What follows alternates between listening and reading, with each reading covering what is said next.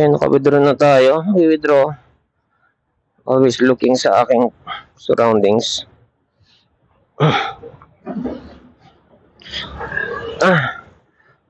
Always alert sa aking weapon, which is my brain.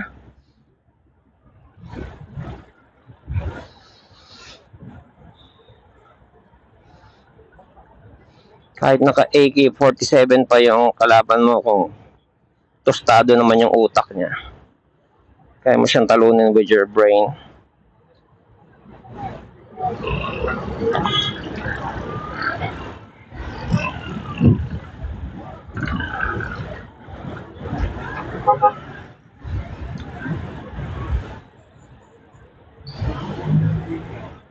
Brain is a weapon.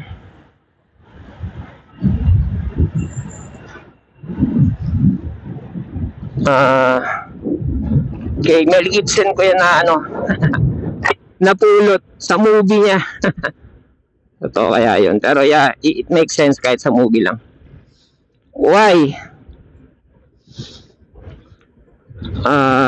Ano nga ba yan? Learn to know how to fight and kill.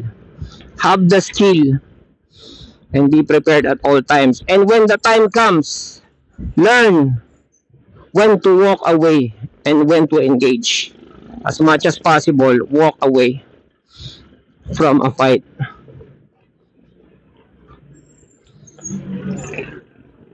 Para to avoid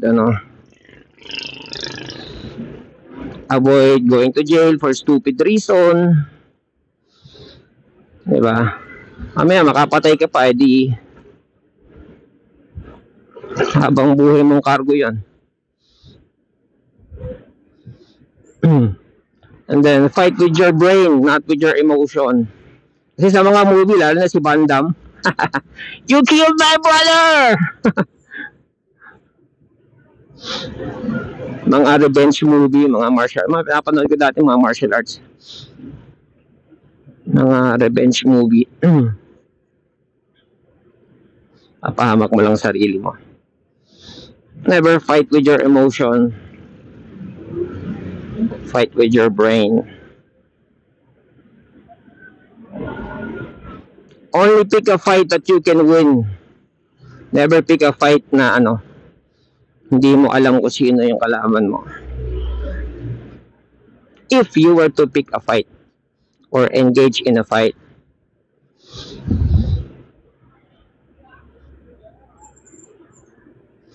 yung sa dami ng martial arts na tinrainingan ko,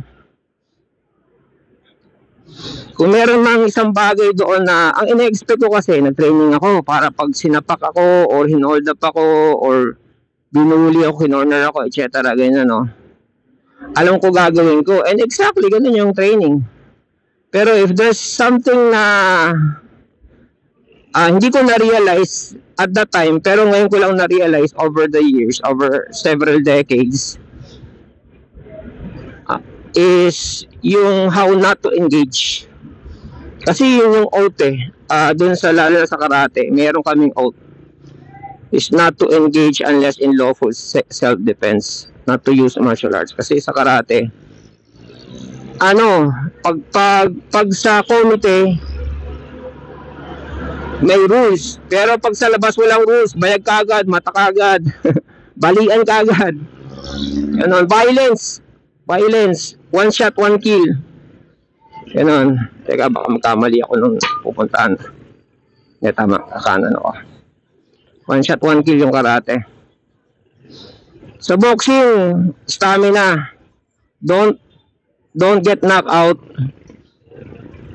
And endure dun sa laban. And ako, diskarte ko, mang-knockout. Mang-knockout yung diskarte. Kaya nga lumuhod yung kalaban ko ng Koreano. Ano lang naman yun? Intergym. Tapos 3 rounds lang. Tapos meron pang headgear. Ganun. Koreano. Natakot nila ako. Koreano, black belt sa taekwondo. Ba't ako matatakot? Taekwondo ba? Taekwondo ba yung laban namin? Kahit na black belt pa yan, pag nasikmurahan mo yan at lumabas ang hangin yan, luluhod yan. Exactly, ganun ang nangyari. Pero hindi sa sikmura ko tinamaan sa panga. Tumago sa panga yung sa ano headgear yung ano ko, yung cross na pangahan ko, kaya siya napalo. Pagluhod niya, hindi na siya tumayo. Parang goods na. Matagal na yun. Nasa 30s pa lang yata. Nasa 30s pa lang ako nun. So, kalakasan pa. Lakas pa rin naman ako ngayon. Kagabi lang, ilang oras ako nag-gym. 8, 9, 10, 11. 4 na oras. Mahigit. Talang halos wala akong nagawa.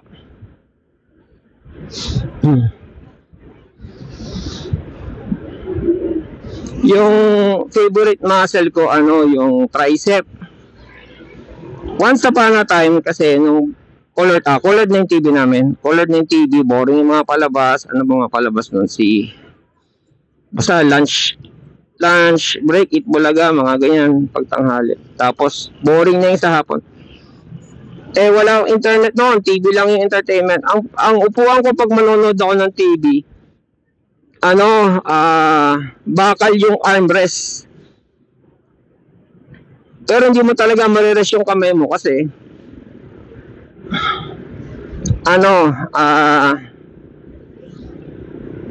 kasi bakal lang siya ganon. So, ang ginagawa ko, out of boredom, ginagawa ko siyang yung pang-workout ng tricep. Ganon, hahawak ako sa bakal, tapos magdi-dips ako. Dips ang tawag doon sa workout. Yun lang ginagawa ko, dips lang. Nakakapag-push up din ako, pero out of boredom, nagdi-dips lang ako doon sa upuan ko. Sa maghapon yun. Maghapon hanggang gabi.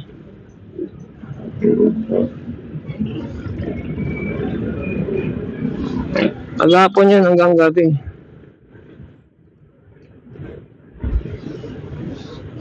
As long as nakatapat ako sa TV, kahit gaano ka boring yung palabas. Kasi there's nothing else to do. Hindi naman ako palalabas din. Dips lang ako ng dips. Ang ganda re-realize ko, parang na-develop yung yung tricep ko. Naiwan lahat. Wala akong chest. And then meron pala akong legs at that time. So, pag may tournament kami, akong sasalihan, tournament sa karate. Yung legs ko kasi more on kicking Hindi naman ako puncher at that time More on kicking, puro sipa. So pinapalakas ko yung legs ko. Yung legs ko, yung gym namin, nag-stairs kami. Ang tawag doon, hagdan. Alam ko, hagdan ang tawag, Tagalog ng stairs. Pero term namin yun, pag sinabing ko maghahagdan ka, gano'n. Ibig sabihin, from first floor to fifth floor, yung fire escape, pero yung lang only entrance dun sa gym. Akyat panahon ka doon, nakapaapa nga kami. Alam ko, nasasapatos ako kasi kadiri inside. Yun, first to fourth floor, fifth floor. Akyat panahon kami ng hagdan. Ang lakas, makapag ng legs. Tapos bukod pa doon, nagwa 1,000 ako. 1,000 na tayo upo, 1,000 per day. Halimbawa, 6 days to go yung teka, ito na.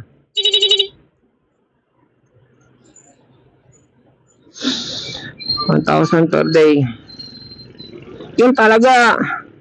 Ang hirap pumanaog sa hagdanan, ang hirap tumayo, yung kinabukasan ng workout. Yung legs ko, putok na putok. Kala mo yung mga legs ng mga marathon runner. Ganon yung mga, ganon, putok na putok yung legs. So, 3 yung muscle ko sa legs. Di ko na mapalabas ngayon Parang medyo matinding training ulit gagawin ko para mapalabas ko ulit. So yun, legs tsaka tricep na develop ko. So chest ko wala. Asian talaga, typical na walang chest. Ngayon lang ako nagtatry mag-develop ulit ng tricep, ng chest, ng shoulder. Kaya ang tagal mag-gym. Tagal ko mag-workout. Ganon.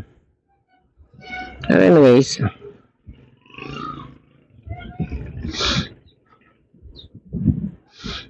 Ito na yung truck ko. Nakabilad talaga yung mangga nyo.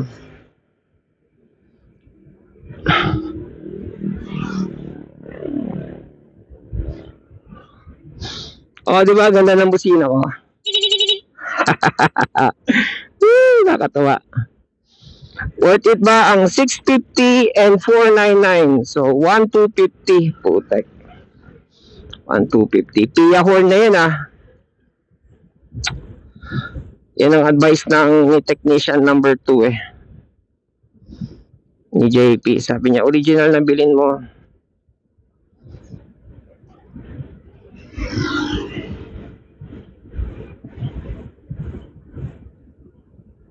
Pero hindi to Pia horn, pinagaano ko lang yung default.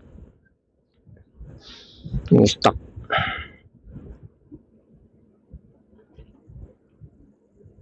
So yun, binabalakas ko yung legs ko. Kaya nung tournament, pag ako natapat sa confident na confident na black belt din. Black belt yung siyempre division ko. Halos mabali ko yung braso niya. Namumutla siya, nasa shock siya. Kasi wala akong ibang ginagawa kundi mag roundhouse lang roundhouse yun yung sisipain yung braso. Roundhouse tawag doon, patagilid. Parang kumbaga sa suntok, yun yung tawag sa suntok. Yun yung cross. Yun yung cross. Yun yung pang sipa sa panga. Ganun.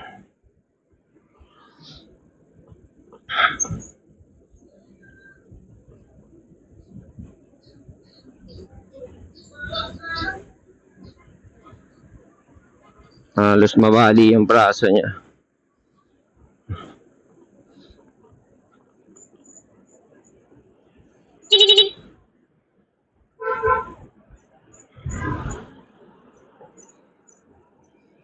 Ito yung delikado sa truck.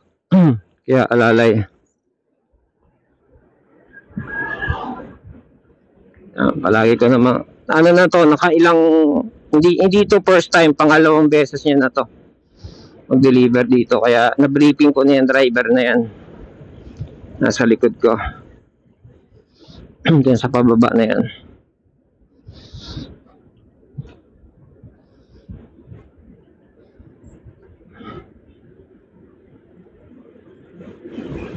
Meron tayong truck. Ano kaya to?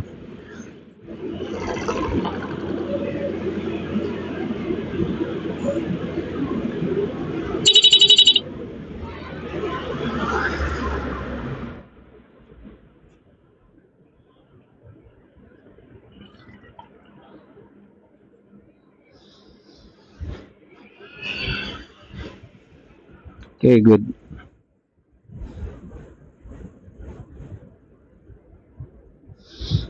Saya, saya ng rapid busina.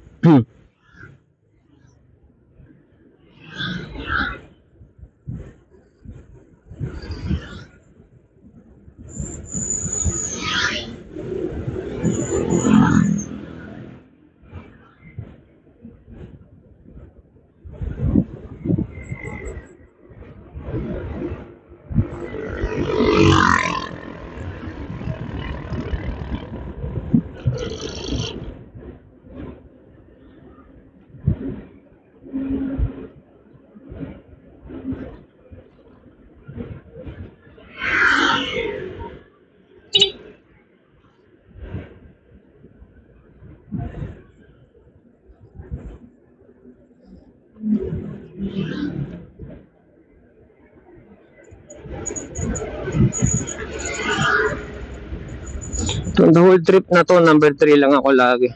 Bihira ako mag 2 or 1. Titimplahin mo lang talaga yung silinyador.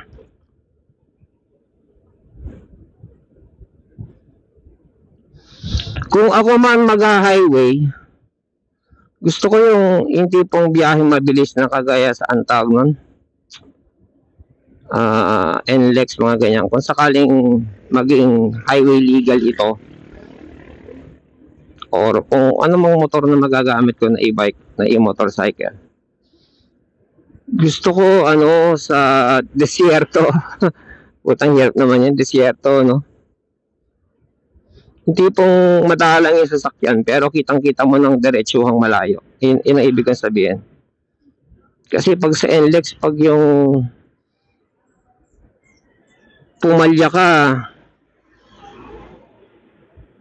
ikalalagyan ka Dahil sa population ng sasakyan na matutulin.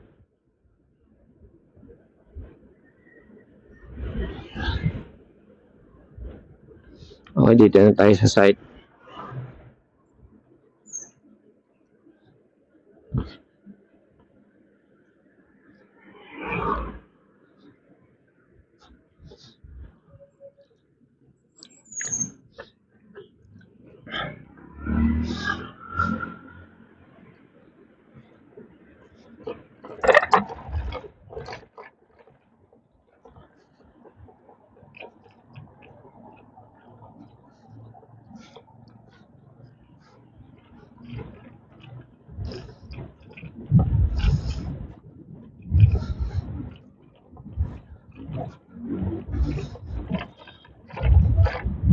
Morning. Kay Julitan. Ano ito, Pedro Julitan, oh?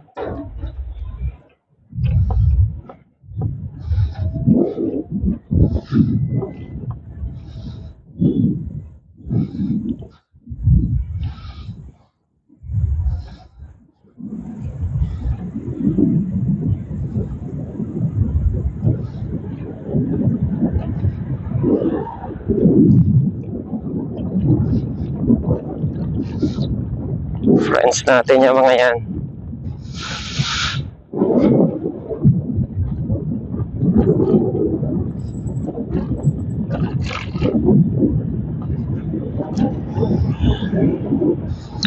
May nakinig ako ang pangalan niya si Michael. In-interview niya si Andrew Tate. Podcast siya. Dati siyang mobster. Sabi dami niyang asset. Pero hindi naman ng rumble niya, no? Hindi naman sinabi kung hanggang ngayon, hindi naman sinabi na binenta niya. So hanggang ngayon, nasa kanya pa. Ang asset niya, 3 bahay sa States. Isa sa New York, isa sa Florida, isa sa California. Tapos, meron siyang mga boats. Kung anumang klaseng boat yon.